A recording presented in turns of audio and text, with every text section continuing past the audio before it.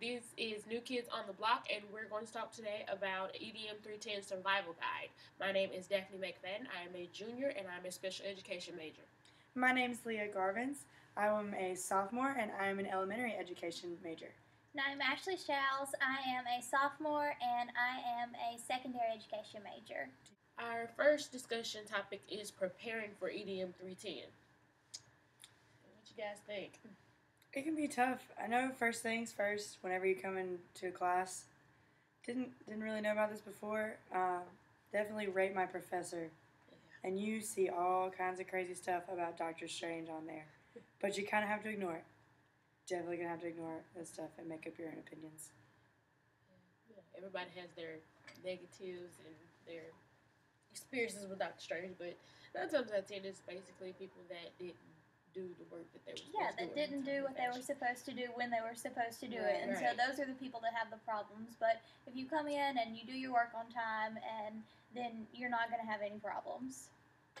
If you set up a time every week and be like, that's my EDM 310 time, then it's not that hard to do at all. Yeah, honestly. I would definitely say get a feel for like Mac computers and the applications like iMovie and iBook and stuff like that. It's gonna come in real handy. But even if you don't have one, the labs are always open, and you can go to the lab, and there's always lab assistants in there that are more than willing to help you out with whatever you've got going on. Yeah, it would be a good idea if you know you're gonna take it.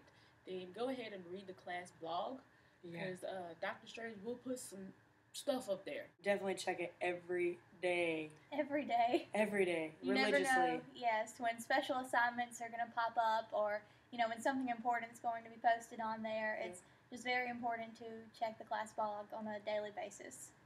I would definitely say time management would definitely be a plus. So like check your, checklist. The EDM 310 checklist. Check it every day. Like they said, check the class blog every day. It's essential because Dr. Strange will post different assignments, and he'll definitely try to trip you up if you try to make sure you actually read them. Yep. And I would definitely say, like Liz said, prioritize, make a set day or time that you're going to do your EDM 310 stuff. And I would definitely say use the 9-hour per week rule because it really does take that long. And even though that's really intimidating too, because I saw 9 hours and I was like, I definitely working 2 don't have jobs time. and 18 hours, I don't have time. But the 9 hours a week, once you get started doing some of the stuff, like I don't think I've had an assignment yet that is just like ripping my hair out, bored to tears. I mean, it's really interesting stuff. Right. So the 9 hours goes by pretty quickly. It's not as intimidating as it sounds. It really does. And another thing is that you definitely have to take your time. And it's really important to read the Write a Quality blog assignment because it definitely tells you it gives you an outline of how to comment properly and how to write your blog in a manner in which Dr. Strange actually appreciate and give you an A. And my thing is limit distractions. So if you need to get by yourself and do it, please get by yourself and do it. And also, people, please don't wait till Sunday night No. to do it, because you are going to literally shock yourself. Yep. Like I did that in the beginning, and then I started, or in the beginning, and now I'm like, I'll do my assignments on like Tuesday or Thursday, and I'll save them, and then I'll go back over them Sunday night and read through them, and then I'll post it Sunday night. I started at the beginning. I would do all of my stuff on Saturday and Sunday nights, and I was just about to lose my mind. I was like, there's no way that I can do this all semester. And so now, I do like Leah said, and I work on them in the beginning of the week, and I just save them, and that way I can go back and I can proofread and edit them, and then post them at the end of the week. Oh my gosh, the checklist is a humongous lifesaver.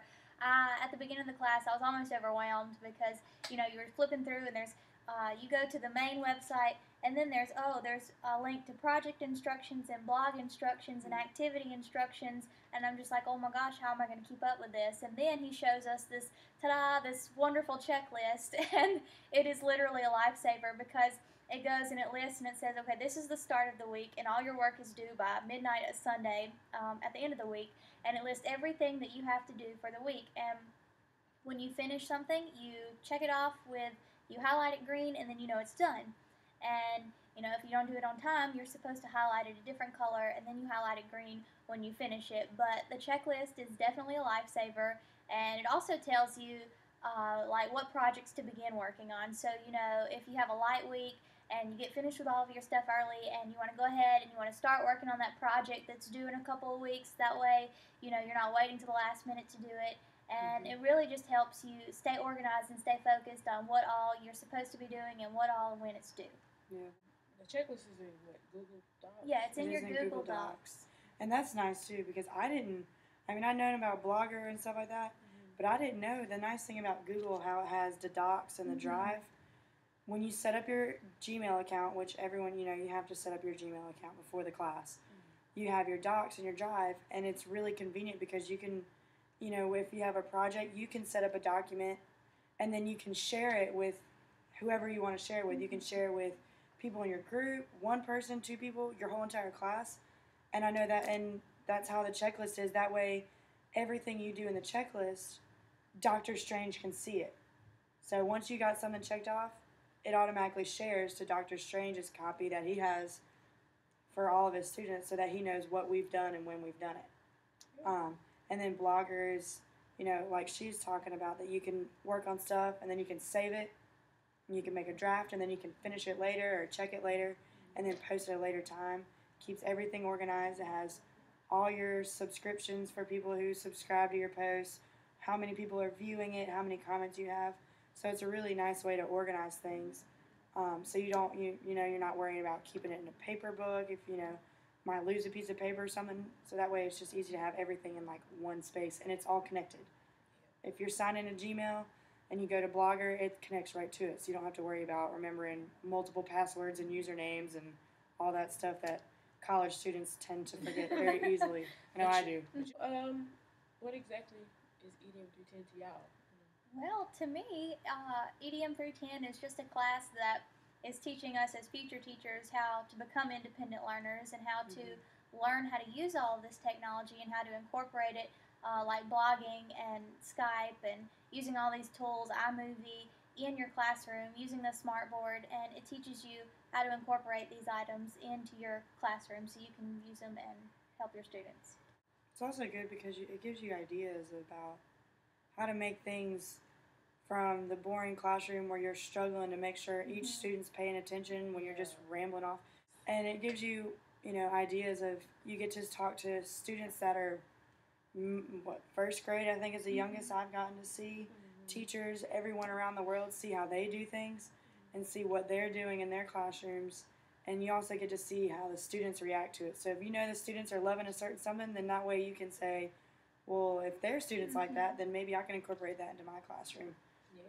And it's nice to connect, too. That's one of my favorite things, to be able to connect with people around the world. I was going to touch on that, too. EDM 310, I think, is a networking class. Right. Because you can go from Alabama to Canada to New Zealand, all over the world, and you get to look into these people's classrooms, and you can it definitely can be a foundation for you to start your own classroom. And I'm just amazed because I didn't really think that I would even be able to, you know, talk to a teacher from Canada, because my C14, which is something y'all will learn about later, he actually emailed me.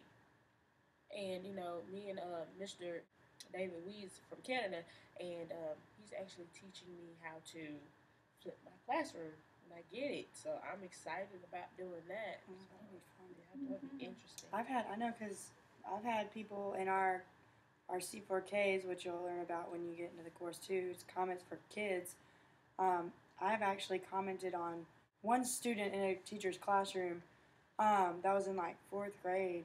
And I actually got an email a couple days later from another teacher asking me that, you know, telling me that she read my comment on that student's blog, and then sent me a list of all of her students' blogs and all her different classes, and asked me to go look at theirs and comment too. So, you know, you definitely get to talk to different people. Right. EDM 310 is a little bit different because a lot of the technology that we're learning is not mostly homework stuff. Right. Like you're talking about flipping the classroom. Well, they'll get an assignment the night before, read something or work something out, and then they bring it into class, and you have to engage and actually you can expand exactly on what, they've touch learned. on what they've learned. If there's anything that they're not certain about, you can, you know, elaborate a little bit more. And it's, you know, I think it works both ways.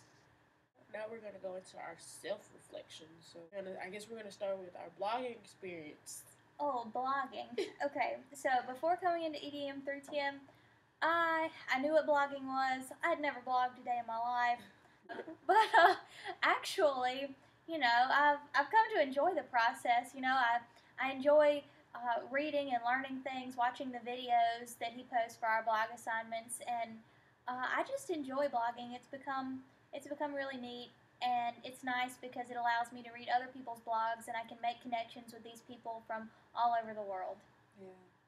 I know I did have a little bit of background coming in, and he started talking about HTML code and all that, so I knew the stuff that you use in the class I had known about. So I kind of knew how some of that worked, but it is nice, like Ashley's saying, about to be able to make connections or to see, you know, if you're uncertain about things, you can go back to people in your other classroom or even in classes before you and see how they did something so you can get a general idea of, you know, what to expect and what to see. I like it. I didn't really have many problems.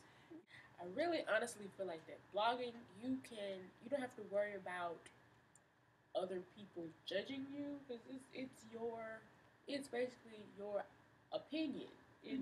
Nobody else really has to care about, you know, how you feel, but you're getting your opinion out there, and it's not a judgmental thing. And if you feel like you want to vent about it was a rainy day today, okay, cool, you know.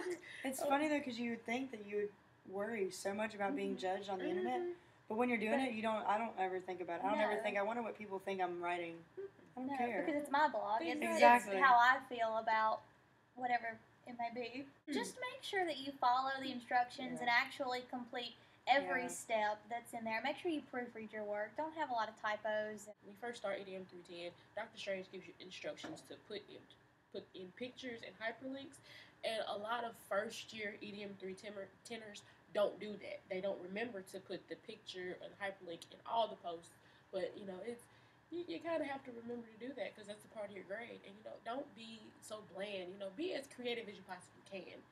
Because that's what this is. It's a creativity class, and, you know, you're thinking outside the box in order for your students to, you know, be better at what, you know, be a better teacher. Be creative. Show who you are. Exactly. That's what it gives you the opportunity to be.